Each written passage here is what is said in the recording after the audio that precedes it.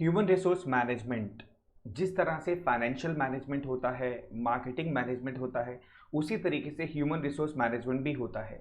आपके सिलेबस में सिर्फ ह्यूमन रिसोर्स मैनेजमेंट यानी एचआरएम के फंक्शंस हैं जो मैं आपके साथ डिस्कस करूंगा। ह्यूमन रिसोर्स मैनेजमेंट का पहला फंक्शन आता है रिक्रूटमेंट।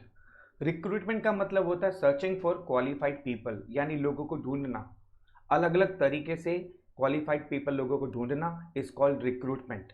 रिक्रूटमेंट के बहुत सारे सोर्सेज भी होते हैं, इंटरनल सोर्स भी होते हैं, एक्सटर्नल सोर्स ऑफ रिक्रूटमेंट भी होते हैं, और ये दोनों टॉपिक मैं आपके साथ आने वाली वीडियोस में आपके साथ शेयर करूंगा।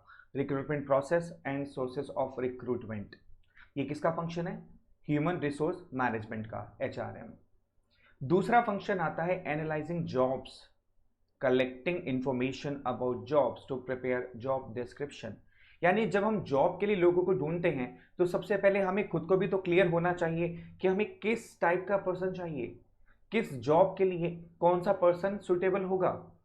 यानी कि जॉब को एनालाइज किया जाता है, उसके लिए किस क्वालिफिकेशन की ज़रूरत है, उसके लिए फ्रेशर पर्सन की ज़रूरत है, एक्सपीरियंस पर्सन की ज़रूरत है, उसकी क्वालिफिकेशन डिग्री कहाँ पर होनी चाहिए, किस एरिया में होनी चाहिए, प्लस उसको आप क्या देंगे, आई मीन इंसेंटिव क्या देंगे, सैलरी क्या देंगे। उसके बारे में जॉब डिस्क्रिप्शन तैयार किया जाता है जिसके अंदर सब तैयार किया जाता है कि उसको कौन सी पोजीशन दी जाएगी, उसको सैलरी पैकेज कितना दिया जाएगा, उसका दायरा क्या होगा, उसका एरिया, वर्किंग एरिया क्या होगा, उसकी जिम्मेदारियां क्या होंगी। ये सारा का सारा काम किसका होता है?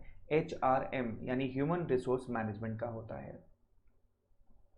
अगला फंक्शन आता है developing compensation and incentive plans, यानी कॉम्पनसेशन डेवलप करना, यानी इंसेंटिव प्लान्स को डिसाइड करना। जिस पर्सन को आप रखने वाले हो अपनी जॉब पर, यानी कि जितनी भी जॉब्स पोजीशंस आपके पास वेकेंट हैं उन सबको आप कॉम्पनसेशन कैसे देंगे, बेसिक सैलरी कितनी होगी, टीएडीए क्या होगा, प्रमोशन का क्राइटेरिया क्या रहेगा, उसमें कुछ इंसेंटिव स्कीम भी होंगी, क्या उसको आप एक्स्ट्रा पैकेज भी दोगे या नहीं दोगे। ये सारी चीज़ें कौन डिसाइड करता है? Human resource management. और ये एचआरएम का फंक्शन होता है ये डिसाइड करना कि किस जॉब के लिए कितना कॉम्पनसेशन दिया जाएगा, कितना इंसेंटिव दिया जाएगा। नेक्स्ट आता है training and development of employ for efficient performance and career growth. मैंने आपसे पिछली वीडियो में भी कहा था ट्रेनिंग और डेवलपमेंट में फ़र्क होता है। क्या फ़र्क होता है ये इसी चैप्टर में हम अगली वीडियोस में आपके साथ डिस्कस करेंगे थॉरोली, इन दोनों में क्या डिफरेंस होता है। बट ट्रेनिंग कैसे दी जाएगी और डेवलपमेंट कैसे किया जाएगा ये कौन डिसाइड करता है? एचआरएम। देखो, एचआरएम एक तरीके से स्कूल के प्रिंसिपल की तरह है।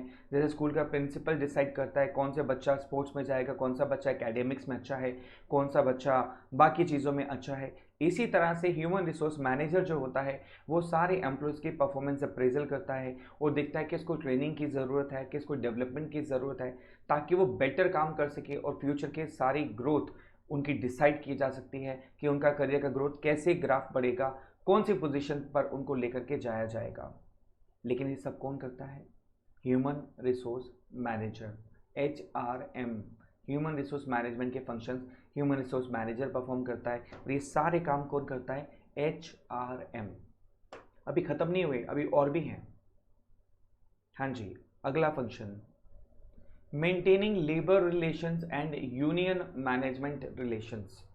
ऑर्गेनाइजिंग चैप्टर के अंदर में आपको याद होगा हमने डिस्कस किया था इनफॉर्मल ऑर्गेनाइजेशन, और वहाँ पर हमने एग्जाम्पल दिया था यूनियन, है ना, बहुत सारी यूनियन बन जाती हैं। उनके साथ रिलेशंस कौन अच्छे मेंटेन करके चलेगा? Human resource manager. देखो, लेबर के साथ एक रिलेशन मेंटेन करके चलना बहुत ज़रूरी है। लेबर जो होती है वो एक तरीके से गाड़ी के पहियों की तरह होती है। अगर गाड़ी के पहियों में पंचर हो गया या टायर ब्लास्ट हो गया तो आप गाड़ी को हिला भी नहीं सकते। बिल्कुल ठीक इसी तरह से लेबर जो होती है वो किसी भी ऑर्गेनाइजेशन के लिए बहुत इंपॉर्टेंट रोल प्ले करती है, राइट। तो उनके साथ प्रॉपर रिलेशन मेंटेन करके चलना ताकि यूनियंस कभी मिसकंडक्ट ना करे, कभी यूनियन स्ट्राइक पर ना चली जाए। इसलिए ह्यूमन रिसोर्स मैनेजर जो होते हैं इनके साथ में अच्छे रिलेशन मेंटेन करके चलते हैं ताकि फ्यूचर में कोई प्रॉब्लम ना आए। इसके अलावा एचआरएम का फंक्शन होता है ग्रीवियंसेस को हैंडल करना, कंप्लेंट्स को हैंडल करना। रोज कंप्लेंट्स आती हैं, रोज। मेरी सैलरी काट ली, मेरी ज़बरदस्ती छुट्टी लगा दी, वो मुझे छेड़ रहा था, वो मेरी कुर्सी लेके चला गया, मेरे पास इक्विपमेंट नहीं है, मेरे पास सेफ्टी मेजर नहीं है, मेरे पास सामान नहीं है, मेरा मैनेजर मुझे डांटता है, मेरा मैनेजर मुझे काम नहीं देता। I mean it's not the school और हाउस जहाँ ये प्रॉब्लम्स आती हैं। मैंने बहुत सारी ऑर्गेनाइजेशन में काम किया है and believe me daily routine में सब कुछ होता है वहाँ पर भी। लोग कितने ही बड़े क्यों ना हो जाएं, उनकी ग्रीवेंसेस कभी ख़त्म नहीं होती, उनकी कंप्लेंट्स कभी ख़त्म नहीं होती है। अब इन कंप्लेंट्स को हैंडल कौन करेगा, आप सोचो। अगर एक कंपनी में सारी कंप्लेंट्स आ रही हैं तो किसी को तो हैंडल करना पड़ेगा ना। तो कौन हैंडल करता है उसको? HRM, human resource manager. Providing for social security and welfare of employ. Undoubtedly social security बहुत इंपॉर्टेंट है, चाहे मेल स्टाफ है चाहे फीमेल स्टाफ है, सबको सिक्योरिटी चाहिए। थेफ्ट ना हो जाए, कोई मारपीट ना हो जाए, कोई सामान चोरी ना हो जाए, बहुत सारी चीज़ें होती हैं, आग ना लग जाए वहाँ पर। बहुत सारी चीज़ें होती हैं जो लेबर काम करती है, जब एम्प्लॉयज़ काम करते हैं उनको सोशल सिक्योरिटी चाहिए। इसके अलावा वेलफेयर ऑफ एम्प्लॉय, यानी प्रॉपर लाइट का होना, प्रॉपर पंखे का होना, यानी कि ऐसी चीज़ें जिसकी जो बहुत ज़रूरी हैं, पोल्यूशन से बचा करके रखना एम्प्लॉयज़ को। बहुत सारी बीमारियां आती हैं सर्दी गर्मी में, उन सब चीज़ों से बचा के रखना। तो ये सारे काम कौन करेगा भाई? Providing social security and welfare of employ is done by the human resource manager. ये कौन परफॉर्म करता है? HRM।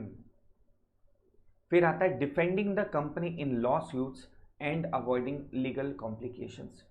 देखो जितनी बड़ी कंपनी होती है उनका एक लॉ डिपार्टमेंट अलग होता है, यानी कि आप जितनी बड़ी बड़ी कंपनियों के नाम सुनते हो इनके कहीं ना कहीं कोर्ट केसेस ज़रूर चल रहे होते हैं, और ख़ासकर एम्प्लॉयज़ जो होते हैं वो केसेस ज़रूर डालते हैं। हमारी गवर्नमेंट ने ऑफ कोर्स लेबर को बहुत सारी प्रोटेक्शन दी हुई है, लेकिन इसके अलावा देखिए केस जेन्यून है या अनजेन्यून है, मैं ये बात नहीं कर रहा हु इज़ राइट, कौन सही है ये मैं डिसाइड नहीं कर रहा, ना मैं आपको कह रहा हूँ कि डिसाइड करना चाहिए। लेकिन जब कोर्ट में केस जाता है तो किसी ना किसी को कंपनी का रिप्रेजेंटेटिव बन के जाना पड़ेगा उस केस को टैकल करने के लिए। चाहे वो केस सही है, चाहे वो केस जेन्यून है, चाहे वो ज़बरदस्ती डाला गया है, कोर्ट में केस जाएगा तो उसके लिए डिफेंड करने के लिए कंपनी की तरफ से किसी ना किसी को जाना पड़ेगा, और वो जाता है ह्यूमन रिसोर्स मैनेजर। क्योंकि मैक्सिमम जो एम्प्लॉयमेंट होता है, लोगों को जब रखा जाता है, डॉक्यूमेंट साइन कराए जाते हैं, एग्रीमेंट साइन कराया जाता है, वो HRM करता है। यानी सारी शर्तें जो रखने की होती हैं वो ह्यूमन रिसोर्स मैनेजमेंट को करनी होती हैं, और ह्यूमन रिसोर्स मैनेजमेंट सारा बैकग्राउंड भी चेक करता है एम्प्लॉयज़ का। तो सारे मेन डॉक्यूमेंट्स HRM के पास होते हैं, इसलिए कोई लीगल कॉम्प्लिकेशन ना आए, और कंपनी में कोई लॉ सूट्स यानी कि कोई केस अगर दर्ज होता है तो उसको डिफेंड करने के लिए कौन जाता है? Human resource manager, HRM। तो ये सारे के सारे फंक्शन किसके हैं? HRM के, ह्यूमन रिसोर्स मैनेजर के। यानी लेबर से रिलेटेड, एम्प्लॉय से रिलेटेड जितने भी राइट्स हैं उनके, उन सब की केयर करना किसका फ़र्ज़ है? यहाँ पर किसका फ़र्ज़ है? ह्यूमन रिसोर्स मैनेजर का। All rights, all rights, all rights, यानी कि जितने भी राइट्स हैं किसके? एम्प्लॉयज़ के, उसको कौन केयर करेगा? Human resource manager. Analysing jobs कौन करता है? Human resource manager. Labour relations maintain कौन करेगा?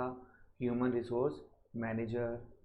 लॉ सूट्स, यानी कि अगर कोई नोटिस आता है, कोई कोर्ट में केस जाता है, उसको टैकल कौन करेगा? Human resource manager. रिक्रूटमेंट यानी सर्चिंग फॉर एम्प्लॉयज़ का जो पार्ट है वो कौन प्ले करेगा? Human resource manager. Incentive plan कौन डिसाइड करेगा?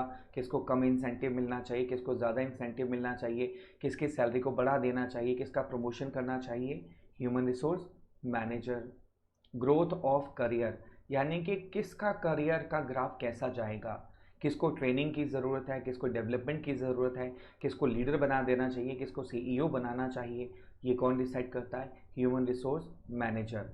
हैंडलिंग कंप्लेंट्स एंड ग्रीवियंसेस, यानी दुख दर्द पीड़ाएं चिंताएं कष्ट, बहुत सारी कंप्लेंट्स आती हैं, दुख दर्द आते हैं, उनको टैकल कौन करता है?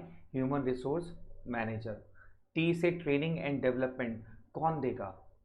ट्रेनिंग कौन देगा एम्प्लॉयज़ को? Human resource manager. और डेवलपमेंट कौन करेगा? Human resource manager. Social security कौन प्रोवाइड करेगा, चाहे वो मेल है चाहे वो फीमेल कैंडिडेट है, कौन प्रोवाइड करेगा? HRM, human resource manager. All rights, all rights, यानी कि एम्प्लॉय से रिलेटेड जितने भी राइट्स हैं उनको कौन केयर करेगा, उसकी कौन केयर करेगा, कौन उसको देखेगा? Human resource manager. Please note down, always I repeat, एक बार लिखना 10 बार सुनने के बराबर है, तो इसको लिख लीजिए, ह्यूमन रिसोर्स मैनेजमेंट के फंक्शंस। एक छोटा सा टॉपिक और है इसके साथ में जो हमें डिस्कस करना है, वो क्या है? कंक्लूजन। क्या है ये conclusion? Staffing is seen as a generic function of management.